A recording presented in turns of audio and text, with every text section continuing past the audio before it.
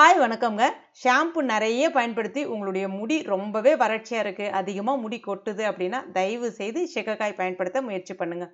சிகக்காய் பயன்படுத்துறது கொஞ்சம் கஷ்டம் அப்படின்னு நெறைய பேர் நெனச்சுட்டு இருக்காங்க. அது உண்மதான்.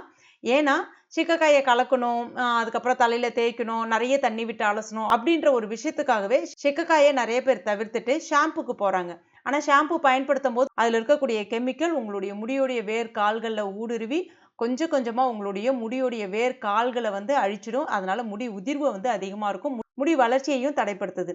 ஆனா, நம்ம பாரம்பரியமான சிக்கக்காய பயன்படுத்தி குளிக்கும்போது, உங்களுக்கு முடியுடைய வேர் கால்கள்ல இருக்கக்கூடிய பொடுகு, அரிப்பு, இறந்த செல்கள் இதை எல்லாத்தையுமே நீக்கிட்டு, முடி வளர்ச்சியையும் நல்லா தூண்டும். முடியுடைய வேர் கால்களுக்கு நல்ல ஒரு ஊட்டச்சத்தையும், ஈரப்பதத்தையும் தக்க வச்சு, முடிக்கு நல்ல ஒரு வழுவழுப்பான பட்டு போல தன்மையும் கொடுக்கும். நம்ம சிக்கக்காய் பவுடர நீங்க பயன்படுத்துனீங்கன்னா, கண்டிப்பா நுரை அந்த மாரிலாம் எதுவுமே வராது. ஏன்னா, இதுல 1% கூட கெமிக்கல் அந்த மாரி கிடையாது.